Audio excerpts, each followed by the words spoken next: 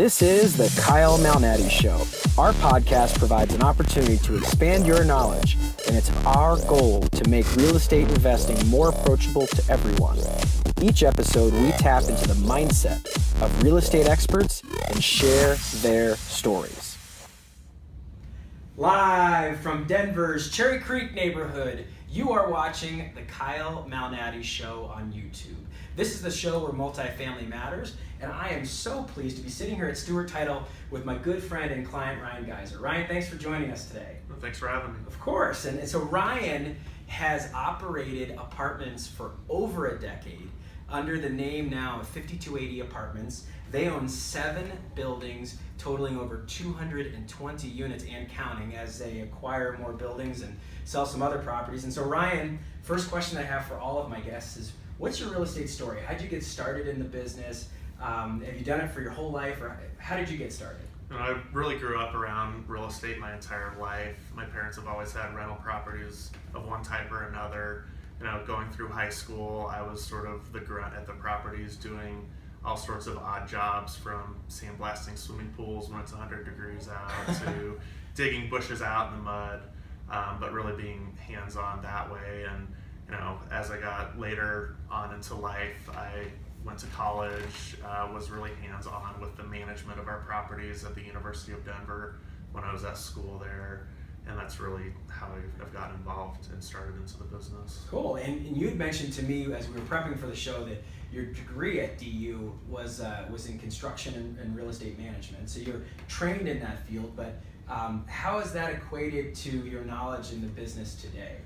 The degree there was a business degree, so it was really business focused on it, more of the ins and outs of the operations and not really the hands-on grinding with the property and how you really run a building, more of what it looks like in the corporate world, I would say. So my knowledge base from DU, I don't really take a lot of that and use it on a day-to-day basis. A lot of it for me is really having the hands-on experience that I've learned over the years. Yeah, the thing that I've noticed about you as well as your father, having interactions with both of you, is you guys are doers. You get your hands dirty, you're out at the property, you do a lot of the leasing on your own, you certainly oversee a lot of the maintenance. And how has that served you as you've learned about apartment buildings, really getting your hands dirty and doing the really nasty stuff like sandblasting a pool and then leasing an apartment? How has that developed your knowledge of the business? And I think it really serves us a lot, working with vendors, contractors, even our employees. There's really nothing at our properties that we haven't either personally fixed or been involved with fixing something as far as the operations. So we really know how things are supposed to be done, the time it takes, the costs, and being involved with the hands-on day-to-day leasing, you can really get a feel of what the market is doing and what people are looking for, and really what needs to be done to a complex and units to get them where you want to position your property. So you had mentioned that your dad obviously started in the business before you, and when you were growing up through high school and then through college, that you would help at times in the family business. So what type of legacy has your dad left on you, and what have you learned through your dad about the apartment business? So my dad, has always been a hard worker, a grinder. He is one of 10 kids that grew up on a dairy farm in northern Minnesota. Holy cow. So he's a hard worker, and everything that he learned as a kid, as far as working on a farm, just being a hard worker and just putting, digging in and getting things done, is really pushed on to me. I've done really long days, really just sort of stay there until the project gets done, and he's been a huge influence to me. He's my main mentor. I have some other people that have taken me in as being their mentee, and it's really good to have people that have good knowledge that you trust and have a personal relationship with as well, instead of just learning through books and schooling and things along those lines. Yeah, I've learned as a real estate broker that I learned so much through my own clients. One of the reasons why I do this podcast is it gives me an ability to share with the world what type of interactions I have with my clients. And then the other real benefit is that I get to interact with other real estate brokers, and I've had mentors that have helped me, and you learn so much faster through someone else's mistakes. And it really creates this knowledge base where you don't have to go down the exact same path to have the wisdom. Sometimes you do. Sometimes we all make mistakes and we all have failures. But really, if you can learn from someone else's mistake, that's a much better lesson, right? But as we talk about failure, you know, I certainly have my shortcomings, and I make mistakes every day. And I believe that if you make a mistake, it means that you're really leaning hard into something and you're trying something new, and that you're not always going to succeed right away. So how do you handle failure? How do you handle mistakes in both your business and personal life? And I think when you have mistakes, you need to address what the mistake is and really look at what the solution is. There's always multiple solutions to any mistake that's out there, and you just need to sit back, you know, regroup and figure out what can we do to move through this, you know, whether it's a quick fix or it's a long-term fix. Yeah, and I like talking about this about our own real estate brokerage team. We talk about the fact that if you're not learning through your mistakes, and you're not growing, you're not improving at all. You're either up or you're out. And so as you're marching upward and learning and really experiencing, you're going to make some failures. You're going to have some mistakes, and it's going to be a problem. But I think the bigger problem is when you don't learn from the mistake adequately enough that you make it again. And you make it again and again, and that shows that you're really not taking a step back and learning through what happened there. And I think these subtle adjustments that we make throughout our lives are really the important things that we do, because most of the time when I've made a mistake, I'm not that far off. I just need to make a subtle course correction as I'm making my journey through. So I agree with you. I think mistakes are more about, you know, what are the solutions we can do next time, and what did I learn from the problem that I had there. And then obviously wanting to make sure you don't have any non-fatal errors where you're blowing the building up. I mean, that's kind of hard to recover from. Yeah, you're not going to recover from that. And I think with every building and every deal, whether on the buy end or the sell end, you're always learning new things, and maybe what you did the previous time isn't what you should do this time. And it's sort of, you're always constantly learning and evolving in your own business and really with what the market's doing. Yeah, and I think that the big misconception is that success is some sort of arrival that you have. It's some sort of destination. The reality is you're making iterations, you're making adjustments every single day, and success is this ongoing journey. And that may sound cliche, but there is no arrival at. You may have a goal that you hit, and you're like, oh, as soon as you hit the goal, you're kind of like, all right, what's the next mountain I'm going to climb? You know, what's my next destination?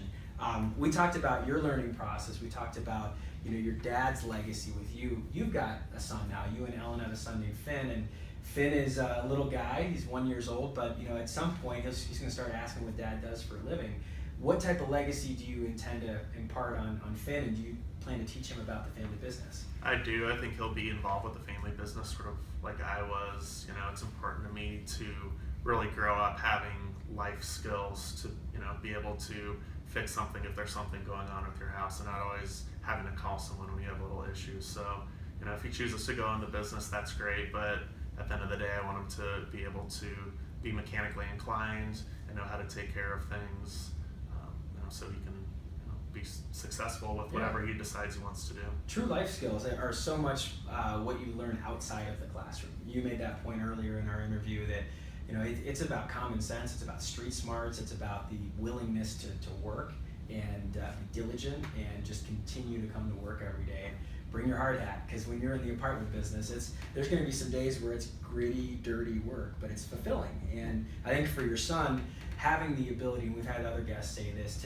to teach your kids the value of an earned dollar, and then also have them realize that when they step foot onto a property, they're walking on site to maybe the building that your family owns, but this is where people live. You know, especially if they're good tenants and they're good, honest people. You know, it's a wonderful privilege to offer that service to the community, to say we operate clean apartments, we're good owners, we do what we say we'll do, and I mean those are great life lessons to impart to your kids. So I think it's really cool that you get the ability to kind of do what your dad did with your son as well. That'll be fun to see that happen. Yeah, I'm really looking forward to it. Before the last question of our show, I try to share a quote of all of our guests, and Ryan picked this quote, which I really, really enjoy. If you are not willing to learn, no one can help you. However, if you are determined to learn, no one can stop you. And that quote is uncredited. It's from an unknown author, but I love that quote. And what does that speak to you, kind of that idea of if you're determined to learn, no one can stop you? And I think with this industry, and particularly for me, I really have been hands-on and really dug in, and there's a lot of things that were not taught to me. Even having great experience with my father and being around the properties, there's still things that are sort of unknown or new things, and you really just have to figure out how you're going to handle the situation and dig in and learn and push yourself to become a better person and a better operator of your business on a daily basis. Yeah, it's all about self-improvement. And so with that idea in mind, if someone's watching this show, and we hear from so many different people that aren't even yet real estate investors, they may be thinking about buying their first condo or townhome, or maybe a smaller duplex or a fourplex. What type of advice would you give to that investor?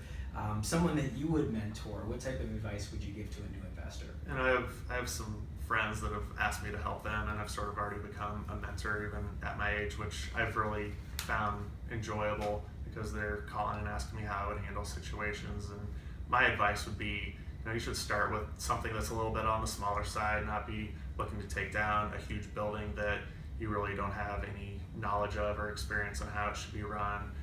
For me personally, I think being hands-on with the operations as much as your time will allow you to be is really where you're going to learn your knowledge base, and you have to be willing to take risks. I mean, real estate is definitely can be a risky proposition, so I think you need to figure out what your risk threshold is and determine if you're really willing to invest in real estate for the short term and for the long term. And a cool story that you had shared while we were prepping for the show was just your willingness to work.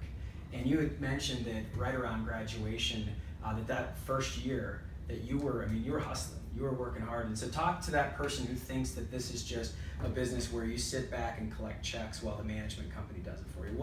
What's your approach on how you work through the business? Yeah, so right out of college, my first project was buying a sorority house from the University of Denver and converting it into a fourplex. Oh, that's cool. I had a contractor help with a lot of the major structural things that we needed to do and the electrical upgrade, but as far as actually turning that building around, I personally did all the work.